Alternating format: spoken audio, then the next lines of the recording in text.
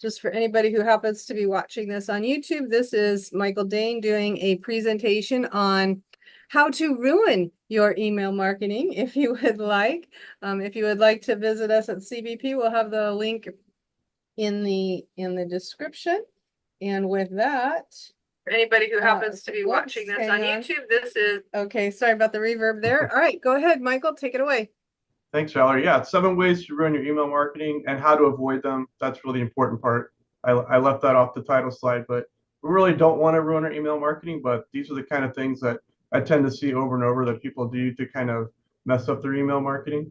So I'm Michael Dane, written a few marketing books, and kind of my background working with a lot of different companies, varied experience, but that's where I've learned all these things about email marketing over time. And then my newest book is Elements of a Great Website. So I mostly do websites, but doing a good website incorporates having capturing emails, and then following up with some great email campaigns to people that visit your website. So we'll start off with the first one, email. Okay, boomer. A lot of people think email is old-fashioned. In fact, I went to an email marketing conference in like 2008. And the first thing the guy said was, "Who thinks email is dead?" And I raised my hand, not thinking that I was at an email marketing conference, and I was the only one in a room of about 100 people that raised my hand. And then the gentleman went on to explain how email is still really important, and he was right, and it continues to be important even in the era of social media. Having that one-to-one relationship with clients, potential clients, contact information, everything that you own is very important. As someone who was locked out of Facebook for no reason of my own after 15 years and losing all those contacts, all that information, all those ad campaigns, you realize you really want to have control of that relationship. And the best way to do that is email. And I talk to people too, and like, well, even if you're big into social media, what's the first thing you have to do when you sign up for a social media account? You have to enter your email address. So emails are still relevant. It's a great way to kind of keep in touch with people, even if it might be over years sometimes. I've talked to people I didn't even realize they're still on my email list, but send out an email and I get a response from them.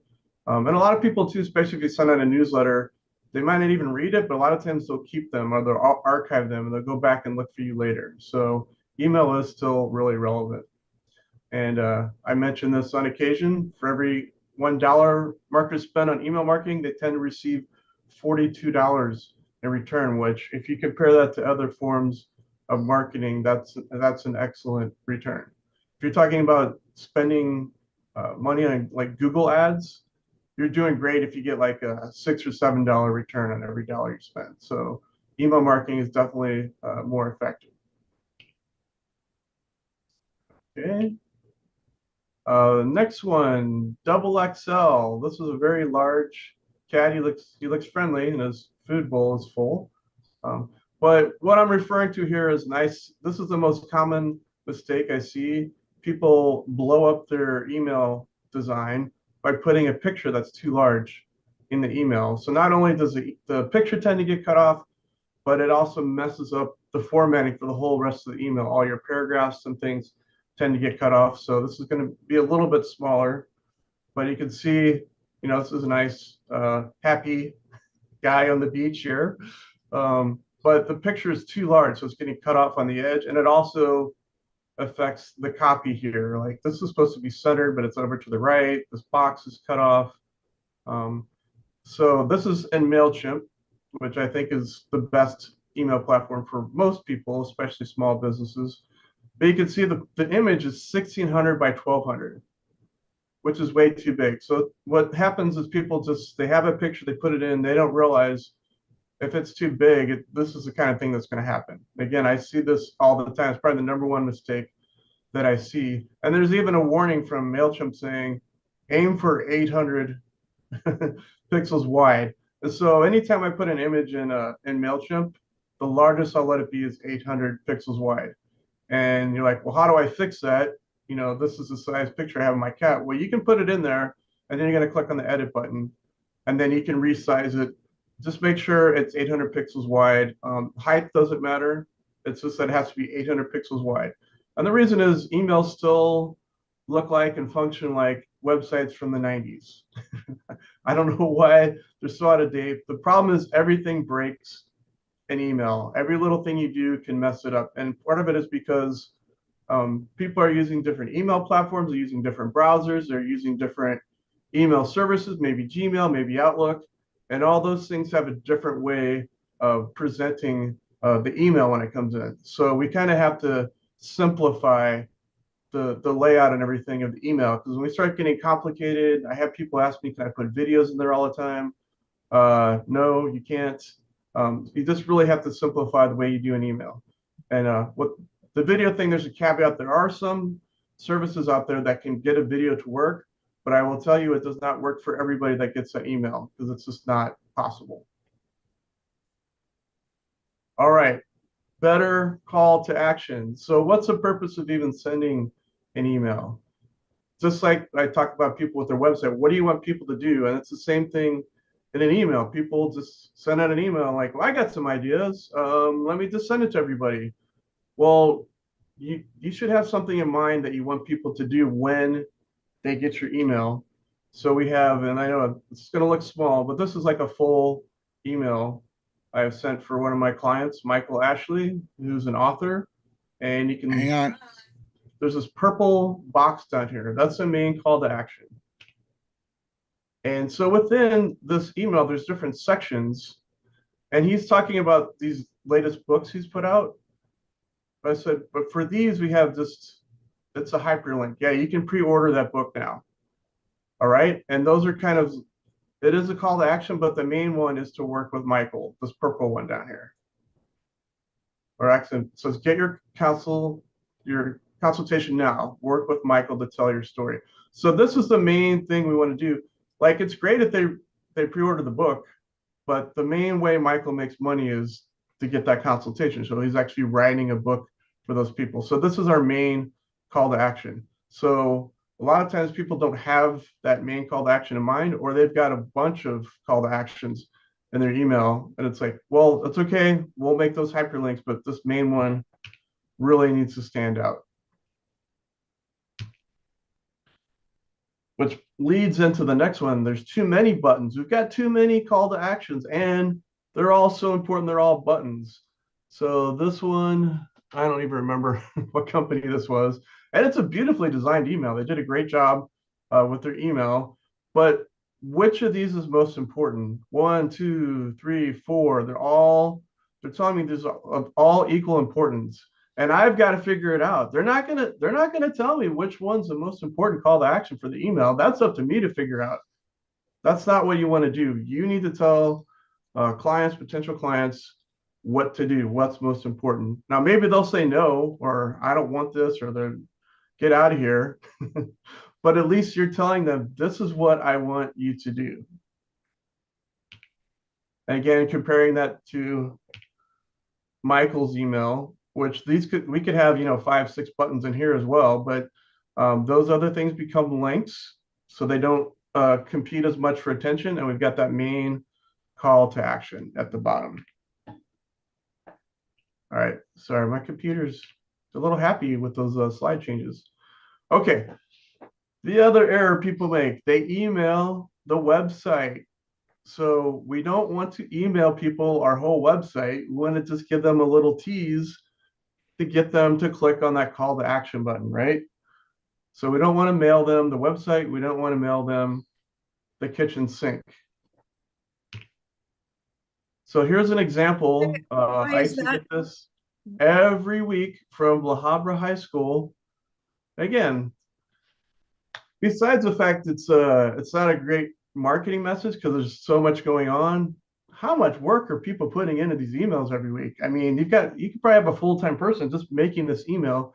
And here is a screenshot of the entire email. This is how long it is. And again, you probably on your screens, it just looks like a line, but I mean, we're talking literally, I think it was like 24 pages. This is probably one of the shorter ones. Every week, I'm being sent all this stuff. who's going to read that? And that's what happens too. Even if people are interested, they just zone out. It's like, do I have a half hour to read this email? Do I have that much time to go through and see if there's anything relevant to me in here? So you really need to limit yourself. And if you are an organization that has a lot going on, try to focus on what's happening this week that people need to know about as a reminder. So for example, in this email, this counselor corner showing me who the counselors are at the high school was sent to me every week for 2 years. I mean, I'm sure they're still sending it out. I just don't get it anymore. But that is not necessary. Maybe once, maybe at the beginning of the year, or maybe you decide, hey, this month we're going to focus on our counselors, or this week we're going to focus on our counselors. But is there any reason why any of us need to get a list of the counselors at the school every week for 2 years? I would say no. And again, the problem is people just start to zone out. They're like, okay, I know who the counselors are. I don't need to read the email this week. So tonight on Unsolved Mysteries, what is this email about? So people get emails in their inbox. How do you know what it's about? Yeah, it's not a trick question. It's the subject line. So how do I get people to read my emails? Well, it's really dependent on the subject line. If you can't get people to read your subject line, it's not something that makes them want to open it, they're never going to read your email. So subject lines in email are really important. So if someone sends you, good day to you, that's not very descriptive. I don't even know what's going to happen when I open this email. I don't know if I want to open it. Maybe I'll open it later, so people just ignore it. So you want to be more descriptive in your email subject lines. And then on the other side, people go a little overboard in their subject lines. So, TLDR, too long, didn't read. It's like, there is too much in the subject line. And the other issue with subject lines is, well, there's a long one that I didn't actually send this out. I made it just for you guys. That's way too long. And also, if you're in MailChimp, you make a subject line that long, they're going to tell you this looks a little long, buddy. You might want to shorten this. When it shows up in people's inboxes too, it's not going to show the whole thing. So ideally, 3 to 5 words, because most of the time people aren't going to see the rest of those words because it's going to be truncated when it gets into their inbox. And then the other thing with subject lines is plain label. I don't really know, again, what is this about? Why would I want to open this? Monthly newsletter from Dane Corp. Yay, that's exciting. Who cares, right? You want to give people an incentive to open the email. Maybe you have an event going on. If giving some kind of discount or coupon is always a great way to bribe people into opening your email. And I encourage you to bribe people in marketing, and especially when it comes to opening your email. So compare those two subject lines. Which one would you rather open? A monthly newsletter from Dane Corp? Boo, boring. Or open now to save 50%. Are you kidding me? I can't click fast enough. I got to get this thing open. All right, so that was 7. Can you believe we went through it that fast? But I'm kind of out of time anyway. So, I give free website audits, but if in this case, someone who has an issue with their email or wants to start an email, I could take a look at what they designed and give them some feedback, make sure the pictures look well, the subject lines are good, and got that great call to action. And I've got like a minute. I think I can answer one question. Teresa has her hand up.